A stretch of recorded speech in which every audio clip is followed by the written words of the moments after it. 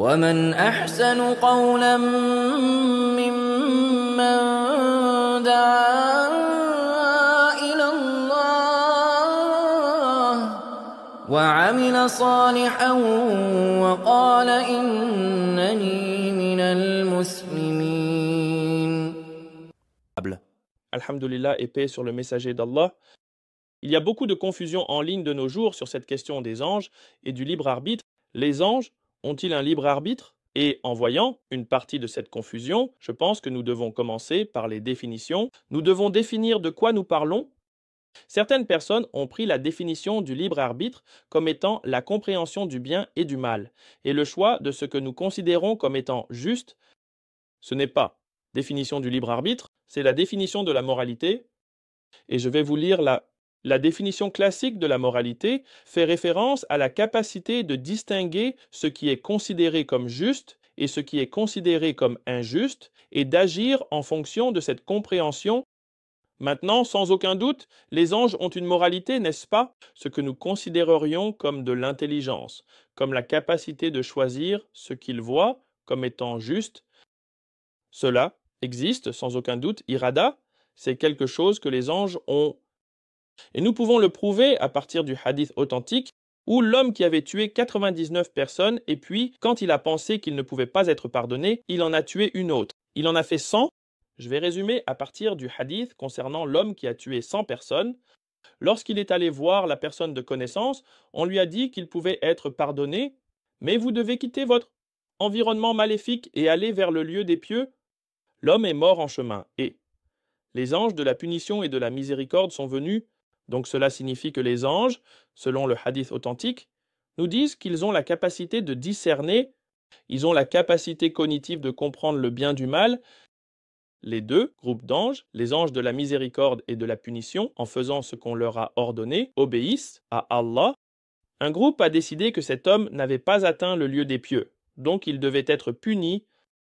L'autre groupe, eux, utilisant leur propre intelligence, ce qu'Allah leur a accordé, ils ont dit non, il était en route, il avait déjà fait son chemin, donc il devrait être pardonné. Maintenant, Allah subhanahu wa ta'ala, de par sa miséricorde infinie, a raccourci la distance entre l'homme et le lieu des pieux pour lui, et il a été pardonné. Et les anges de la miséricorde l'ont pris, tandis que les anges de la punition l'ont laissé en obéissance à Allah. Maintenant, ce n'est pas le libre arbitre, c'est la moralité, qu'ils comprenaient le bien du mal et qu'ils agissaient selon ce qu'ils considéraient comme juste. Il n'y a aucun doute sur l'ikhtiyar et l'irada ici, les malaïkas, les anges, ont cela.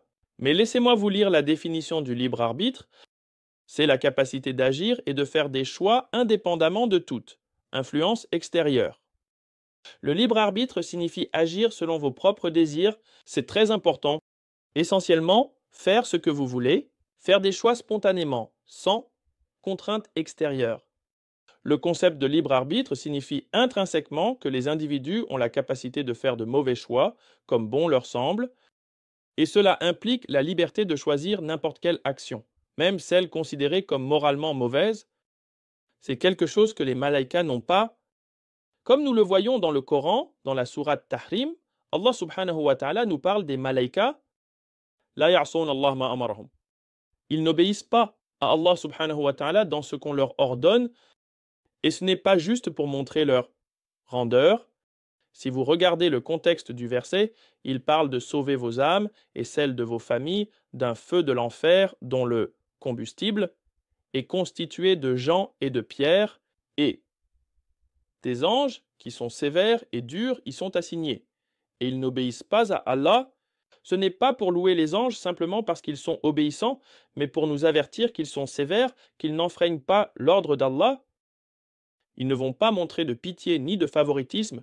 Non, ils n'enfreignent pas les ordres d'Allah, ils font ce qu'on leur ordonne. Donc c'est le contexte de cela.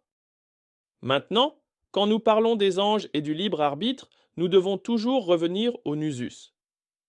Aux preuves, le Cheikh al-Islam Taqiyuddin ibn Taymiyyah, dans son Majmu' al-Fatawa, rapporte un beau hadith, et c'est un hadith rapporté d'Allah ibn Salam, qui a dit qu'Allah n'a pas créé, aucune création ne lui est plus chère que Muhammad sallallahu alayhi wa sallam. On lui a dit, donc Allah ibn Salam, le grand savant parmi les Sahaba, On lui a demandé, pas même Jibrel, et les malaïkas, les plus grands des anges, Jibrel et les malaïkas.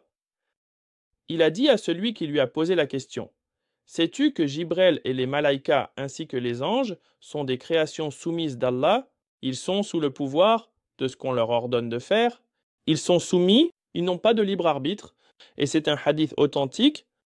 Il dit, comme le soleil et la lune, comme le soleil et la lune, le soleil est ordonné par Allah de se lever, il se lève, il ne peut pas désobéir à Allah.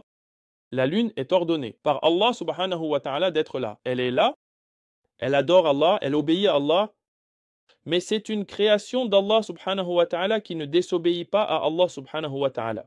Donc, des créations soumises, comme le soleil et la lune, et Allah n'a pas créé quelqu'un de plus cher que Muhammad sallallahu alayhi wa sallam.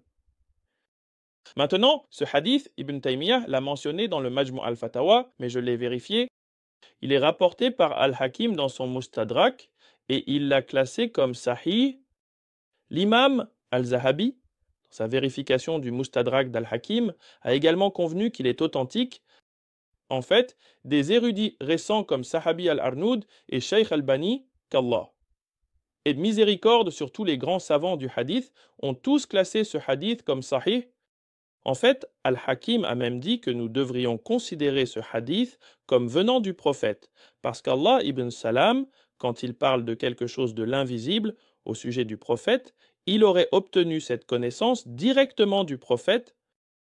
Mais même si nous considérons cela comme une déclaration d'un sahaba et d'un érudit parmi les sahabas, c'est une preuve, et c'est pourquoi le cheikh Ulus Salam ibn Taymiyyah continue de dire cela. Je ne connais personne parmi les sahabas qui soit en désaccord avec lui sur cette question.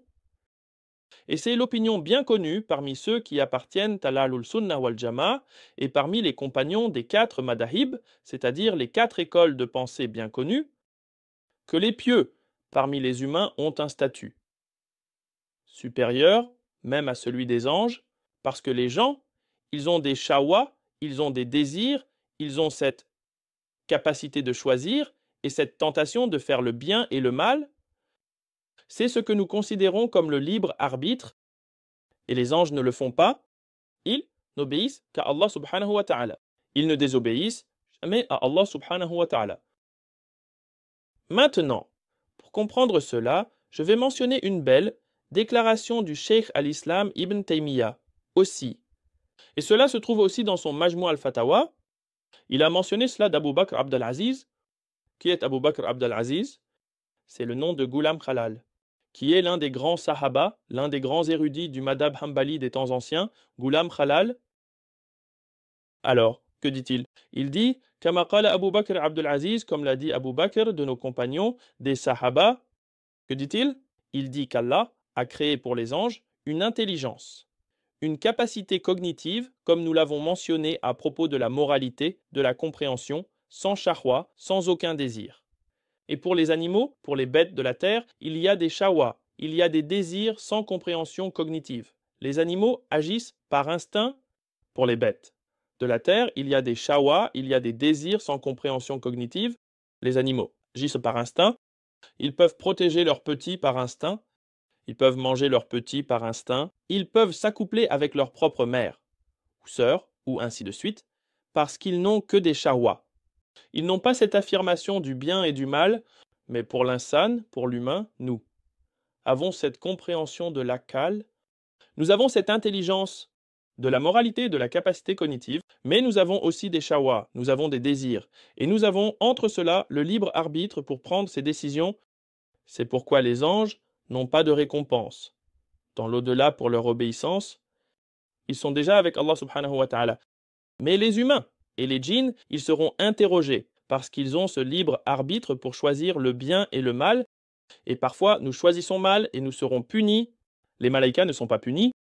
Et quand nous choisissons ce qui est juste en surmontant nos désirs, alors nous sommes récompensés dans l'au-delà pour avoir utilisé notre libre arbitre correctement en choisissant ce qui est juste. Et nous serons élevés à des statuts élevés dans le Jannah. Et les anges nous serviront dans le Jannah. Pourquoi? Parce que les anges, ils restent dans cet espace-là, mais les humains et les djinns avec la capacité de choisir mal quand nous ne le faisons pas. alors nous recevons cette récompense. Et c'est pourquoi les pieux parmi les humains ont un statut supérieur même à celui des anges, mais les désobéissants parmi les humains, qui abusent de leur libre arbitre pour choisir ce qui est mal, sont pires même que les animaux. Nous espérons d'Allah subhanahu wa ta'ala que cela soit une clarification. Quand nous avons ce hadith clair d'Allah ibn Salam, un hadith authentique qui dit que les anges sont des créations soumises d'Allah comme le soleil et la lune, alors il n'est pas de notre ressort de donner nos propres opinions avant celles des sahaba, des salaf as-salahin, et c'est ça être salafi. C'est suivre les salaf as-salahin, et qu'Allah vous récompense en bien,